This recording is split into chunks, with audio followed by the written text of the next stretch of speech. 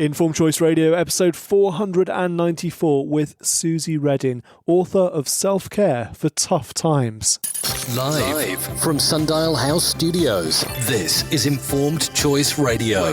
Want to make the most of your money and your life? You've come to the right place. Now, here's your host, Martin Bamford. There's no getting around the fact that tough times hurt, and right now we're all living through some pretty tough times. My guest on the podcast today is Suzy Reading. Suzy is a chartered psychologist and a qualified yoga teacher from Australia, specialising in wellbeing. In her latest book, Self-Care for Tough Times, Suzy offers a gentle yet powerful process for developing a self-care toolkit to call on during difficult periods. As financial planners, we often witness those tough times in life, those experienced by our clients, so relationship breakdown, illness or death in the family, financial strain, times of change and transition. During these times, and indeed at all times in life, self-care is so important. The practices I discuss with Suzy in this episode are designed to promote healing and hope, and many are quick and easy for times when you feel exhausted or vulnerable, so that you can cope in the moment during tough times, then recover and restore after these difficult chapters of life. So here's my conversation with Suzy Reading, author of Self-Care for Tough Times, in episode 494 of Informed Choice Radio. Suzy, perhaps you could start by telling us just a bit about you and about your background and what it is you do. Sure. I'm a mum of two. I'm a psychologist. I'm a qualified yoga teacher, and I also spent a decade working as a personal trainer. And all of those modalities come together beautifully to empower people with the tools of self-care. But it's not just my qualifications. It's earning my stripes as a human being that really makes this topic a real passion of mine. And as you mentioned there, we're talking about self-care today, and particularly self-care during difficult times. So what are some of these difficult times where we need to prioritise self-care? Okay. I first came across the concept about a decade ago when I became a mum at the same time as losing my dad. And I think any major life transition is a time when we desperately need self-care. Also, any periods of bereavement. But it's not just major life-changing events like that. It's the fact that stress happens on a daily basis, and we need means to help us cope. We need things to help us heal and restore. We also need to be taking care of ourselves proactively to give us a protective buffer against the next curveball. And if you think about any kind of quality that you aspire to possess, whether that's professionally or in your home life or just as an autonomous individual, you're more likely to model those values and behaviours when you've nourished yourself. So we need self-care in every single day, whether life is smooth or whether life is tumultuous, and especially when life is tough. And you mentioned stress there. I know there's different types of stress, aren't there? And some stress is actually quite good for us. It's quite useful in our lives. So could you expand a bit more on some of the stresses that we might experience? Sure. Okay. Stress is a thing that keeps you growing and evolving. So I think it would be a mistake to say we want to get rid of stress. And there's no point saying I'll be fine when the stress is over, because stress keeps happening, whether it's, overstimulation, alarm clocks that beat, washing machines that make sound until you turn them off, other people's noise, the cacophony of sound we hear, in media, right? We're bombarded with it. Or whether it's a financial squeeze that creates a burden, or it's rubbing along together in relationships, all of these things incur an energetic tax. And it's not just stuff you don't want, like illness or conflict or, worries at work. It's things that we greatly aspire to, like having a family, like moving, like buying a house, even planning a holiday. All of these things incur an energetic tax. They're all stressing us in different ways. So we need a variety of means to keep us topped up so that we can be resilient and that we can respond with compassion and purpose. How do some of these tough times and the stresses they cause, how do they manifest themselves in both sort of physical but also mental symptoms? What do they mean for us? Okay. I think we all tend to have quite an individual response, but it's a multi-layered effect. So it can show up in our thinking. whether we overthink or whether we have catastrophic thoughts or toxic thinking, or maybe our thoughts are coming thick and fast, or it's like wading through treacle. It shows up in our mood. Maybe we're not feeling as effervescent or energetic or optimistic as normal. It can show up in our physical body as aches and pains and injuries, suppression of our immune system, conditions that seem to flare up and last a lot longer than normal, or even disturbing our sleep. And it shows up in our relationships. Yeah, I think there's not a single facet of our being that is not impinged by our stress levels. So, we can't be complacent about this stuff. There's nothing indulgent or luxurious about nourishing ourselves so that we can step up and be the kind of people that we aspire to be. But I guess there's almost become a bit of a mantra around just knuckling down and getting on with things and almost ignoring some of those symptoms you talk about there. Is stress sometimes seen as a bit of a weakness in society, that we should just ignore these symptoms and push on? Yeah, I think there's a real truth to that, as evidenced by the prevalence of FOMO, other phrases like, I'll sleep when I'm dead, you snooze, you lose, all of this stuff where it makes us feel guilty about taking the time to actually tend to our very normal human needs. Yeah, I think we are sort of encouraged to just knuckle down and get on with it. And so many of our coping mechanisms are actually numbing techniques, shopping, coffee's out, alcohol, all of these things just kind of help us muscle our way through our feelings without actually feeling them. And that has a huge toll. And it's if we can't be complacent, and there's a time and a place to just observe and to really lovingly tend to our needs mentally, emotionally, energetically, and physically. Because if we don't, that's when our bodies will decide for us, hey, you're going to take some enforced time out. And that's where illness and injury, occur. And you mentioned guilt just there. We often do feel guilty, don't we, about taking time out to look after ourselves, to have a bit of breathing space. So how do we overcome those feelings of guilt? Yeah, I think it's twofold. It comes down to how we conceptualize self-care. So if you see self-care as grand, elaborate, expensive acts, there will be times in our lives when those things are inaccessible, or we feel guilty about diverting essential resources to us instead of those who need us, right? But self-care doesn't have to be spectacular. It can be savoring the breath. It can be a hug.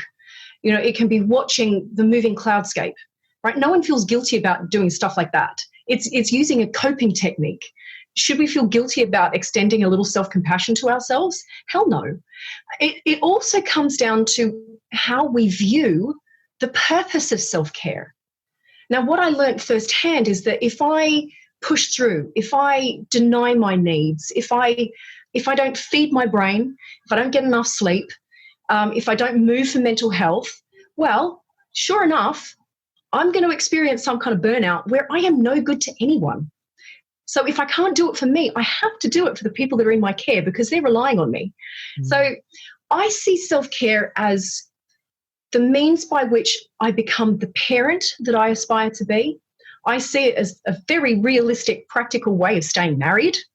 And for me as a wellbeing psychologist, if I want to stand here in front of anyone and talk with any authenticity, I've got to be walking my talk.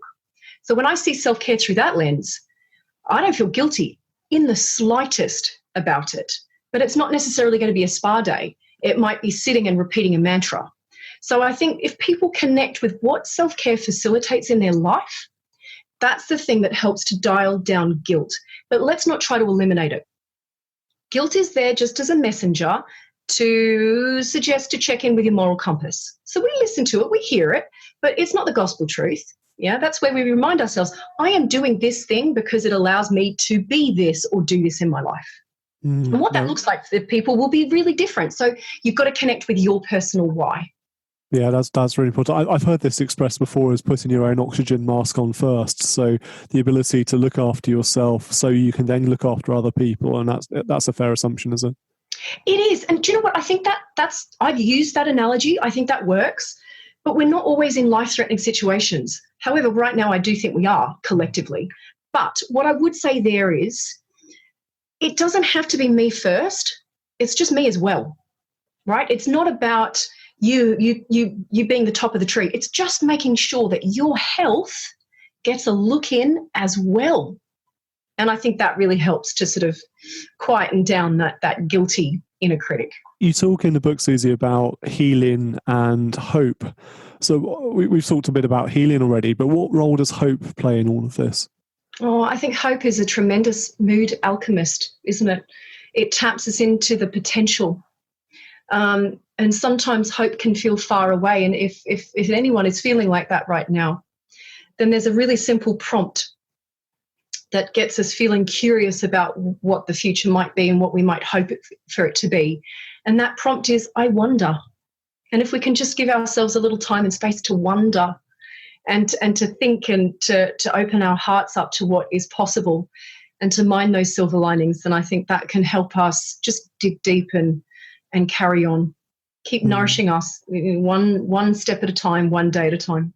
Self-care, I know, sometimes turns into self-sabotage, and there's possibly a fine line between the two, aren't there? So can you tell us a bit about that? Sure. I think that's a really insightful question.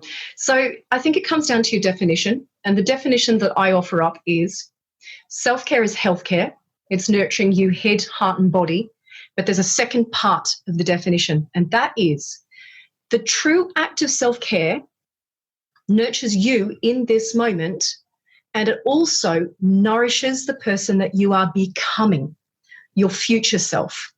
And that is the thing that will stop self-care from turning into self-sabotage. So a single glass of wine, save it at the end of a day, can be self-care unless it totally scuppers sleep, which for a lot of people it does, right? So this is why it's individual. But if that one glass of wine then turns into 2 and 3 and a Breaking Bad marathon, your future self is not going to thank you for those choices, okay?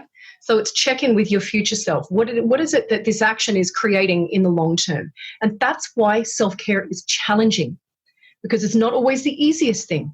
It's not always the most alluring thing. And sometimes we've got to delay gratification, which is bloody hard, right? It's the nature of being human. But I hope that definition will help people get clear in those moments of squeeze as to what self-care is. Within the book, Suzy, you talk about your vitality wheel framework. So I won't ask you to sort of go into detail because we want people to go and read the book and take it from there. But could you just give us an overview, really? How do you approach that vitality wheel? Sure. Well, from my experience, I found that trying to remember all of these things and hold them in your head is really hard. So if I gave people, a list of 100 different practices, in the squeeze of the moment, it's like you could scan through those things and not find something accessible. What helps is actually having a visual diagram so that you can look at it. It's like a mind map. So that's what the vitality wheel is. It is a mind map of 8 different ways that we can nourish ourselves. Now, none of this is rocket science. None of this will be new to anybody. However, some of this stuff you may not have associated with self-care. So that's one point of interest. The wheel is designed to connect you with something nourishing in the moment when you need it the most that you can do. So if I can just take people through the 8 spokes of the wheel. So we've all got sort of, I hope this will broaden people's idea of what self-care is. We've got sleep, relax, and breathe. That's one spoke of the wheel. Now, the reason why all of those things are there is that there are times in life when good sleep is inaccessible. In those times, relax, and I mean that literally, okay? And if you don't have time to rest, then please work with your breath. You're breathing anyway. No one can say they don't have time for that. But they all stimulate the parasympathetic nervous system, which is the rest and digest portion of the nervous system, and that helps us heal and restore. And then we've got our nutrition and our movement. Now, what I want to flag there is that quite often we think about feeding our physical body. We need to nourish our mood. We need to nourish our mental clarity and our access to a sense of humour just as much with what we're eating and how we hydrate ourselves. And notice I call it movement, not exercise, because any movement has a potent antidepressant effect. It can be a kitchen karaoke disco session. It can be picking up leaves. It can be blowing bubbles with your kids. Yeah, it doesn't have to be a run or sport as such. Then we've got specific coping skills. So with this mind map, that's where I would encourage people to write down what are the coping skills that resonate for them, whether it's mindfulness, whether it's accepting their feelings, validating their feelings, or maybe it's using something like the blue circle of control, where if you imagine a vivid blue circle in front of you, now inside of that circle is everything that lies within your control. And then outside of that circle is bright white. And that white denotes everything that is beyond your control. And when you find yourself in a moment of squeeze, ask yourself, is this thing that I'm worried about in my blue circle? And if it is, you take action on it. If it isn't, there's no worrying or effort that's going to make a lick of difference. So either find someone that can do something about that thing, or ask yourself, what can I do something about? And that helps us cope in the moment. And there are so many others. It's just about writing down the things that work for you. Now, other spokes of the wheel, we've got environment. And what that's talking about is that our environment has a tangible impact on our well-being. Yeah. So where we're all at home right now, but normally how we commute and where we work also has an impact. It's about, the mantra here is outer order creates inner harmony. So how can we create a greater sense of peace in our environment so that we can think straight? It's also about nourishing the skin that we live in. So that's why there's nothing indulgent about getting your hair cut, how we all long for that right now. Or even just simply tenderly rubbing in some hand balm, after all this hand washing. It's also about the therapeutic benefits of nature. So there's another mood booster. Yeah, so that's environment. Next spoke of the wheel is mood boosters. I love this one because there are two different types. There are mood boosting skills and mood boosting activities. So mood boosting skills would be things like curiosity, awe, tenderness, compassion, kindness, gratitude. Yeah, and these literally change the lens through which we see life, don't they? But then mood boosting activities, these are really simple things like listening to a piece of music or watching a YouTube cat video, anything that gets the happies going, really simple stuff. Scent, your posture, movement, yeah? So you'll notice that some of the things that I mentioned could fit into a number of the different spokes of the wheel. It's not designed to be distinct. It's just designed to help you remember. Okay, so that's the first 1, 2, 3, 4, 5. We've got 3 to go. You're still with me? Still with you. Those last 3 are, we've got connection. Now, I call this one connection, not relationships, because you can connect with someone whether you know their name, whether you're ever going to see them again or not. It's just about communicating shared care, a feeling of we're in it together. And this literally feeds the soul.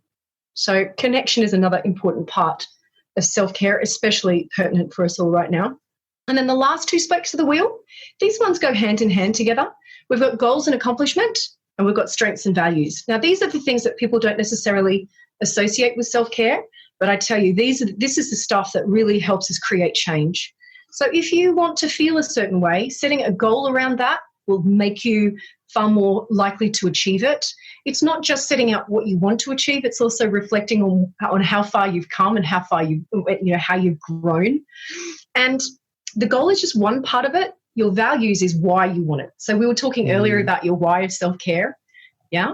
This is the stuff that really removes all of those barriers and blocks to us creating these kind of nourishing changes. So values and purpose is a really important part of how we tend to ourselves.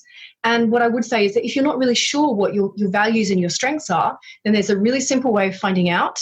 If you take the values in action character strengths survey, I know that sounds really long, but if you just Google VIA, a free online questionnaire will come up, and that will show you what your top 5 strengths are. And research has shown from positive psychology that when you are drawing on your strengths, that's when you feel like you're cooking with gas, and we feel like we're living a purposeful life. It gives us zest, and it's potent self-care. Mm-hmm. That's an incredible framework. And as you said, Suzy, at the start, there's some things in there that we wouldn't necessarily associate with self-care, but once you go through them, it's sort of obvious the linkage to it. We, as we talk right now, we're in week 5, I think. I'm losing count, but about week 5 of lockdown, obviously going through a very tough time, and many people facing some really tough times. How are you coping, and which sort of coping mechanisms are you drawing upon during these particular times? I'm using everything in the book.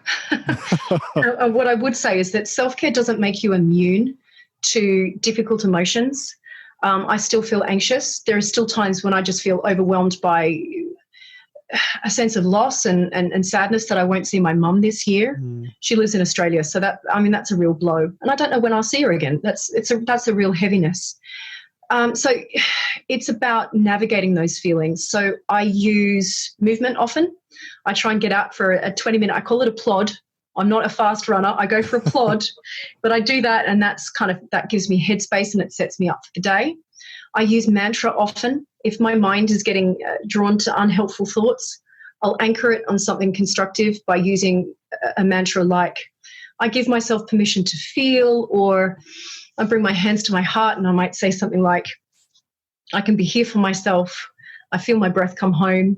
And I literally dot my day with these soothing techniques. Maybe it's touch. It might be asking for a hug. In our household, we have a cuddle cup. Everyone's got their own cuddle cup. Don't let your cuddle cup run empty. And I love that my 5-year-old can say to me, Mummy, my cuddle cup's running empty. Give me one. And it's a beautiful thing. Lots of nature as well is helping us. And just being as tender and kind and as compassionate as possible all round, because we're all rubbing along. This is totally unprecedented. And we all need different things in different moments. So I think kindness goes an awful long way. No, absolutely, 100%. Suzy, thank you so much for joining us today on the podcast. Before I let you go, how can we find out more about the book? Tell us what's it called, where can we get it, etc. Oh, fantastic. Okay, so my latest book is called Self-Care for Tough Times, and I really hope that it can be a soothing tonic for people right now. Really, the focus of that book is making things accessible, things that you can do in the moment where you don't have to leave the house, you don't have to spend any money on this stuff. So it's all very relevant. It's widely available. Amazon is probably the easiest place to find it. And if people want to experience some of the tools and the practices, I'm putting lots of videos up on my Instagram feed demonstrating these soothing, calming techniques. So there's a real resource library there, and I want to make that freely available to people because I know this stuff can make a difference. And I've spent the last decade fine-tuning this toolkit, and I hope people can draw on it, and it sustains us all, keeps us all going. Absolutely. We'll make sure we put links in the show notes to the book and to your Instagram, etc., to the website, so our listeners can find those nice and easily. But Suzy, it's been a pleasure. Thank you so much for your time. Thank you, Martin.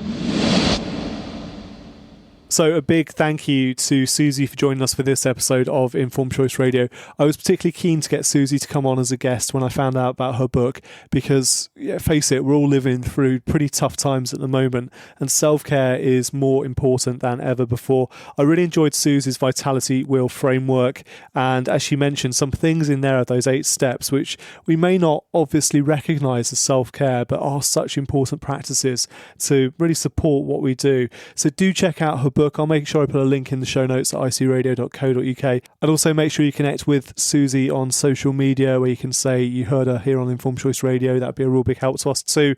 Until next time, I'm Martin Bamford and this is Informed Choice Radio. And remember, when it comes to your money, the more you know, the faster it can grow.